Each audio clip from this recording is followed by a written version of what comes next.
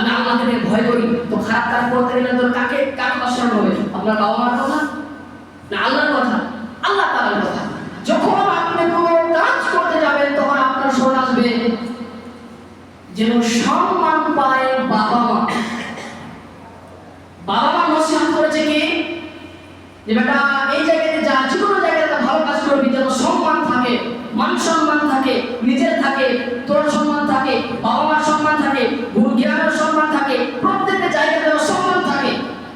মাদ্রাসা স্কুলে পড়াশোনা করলে যেন স্কুলের সম্মান থাকে, মাস্টাররা পড়াশোনা করে আমাদের কিছু আমাদের নাম, তো নাম চাইছে আল্লাহ তাআলা বলছে ইত্তাকিল্লাহ, তুমি আমাকে ভয় করো, আমি তোমাকে জান্নাত দিয়ে দেব। প্রমাণ দিয়েছে বাবা কি দিয়েছে, আপনার শিক্ষক আমাকে কি দিয়েছে, আপনাকে সম্মান পুনর জন্য বলেছে আপনাকে শিক্ষা অর্জন করিয়ে দিব, আমার সম্মান আসবে, কিন্তু আল্লাহ তাআলা বলছে আমাকে ভয় করো, তোমাকে জান্নাত দিয়ে দিব। আর আল্লাহ তাআলা বলেছেন আমার কাছে ওরা রাসূল সাল্লাল্লাহু আলাইহি ওয়াসাল্লামের সব থেকে মূল্যবান ব্যক্তি হচ্ছে ওই জান্নাতে তাকওয়া আছে।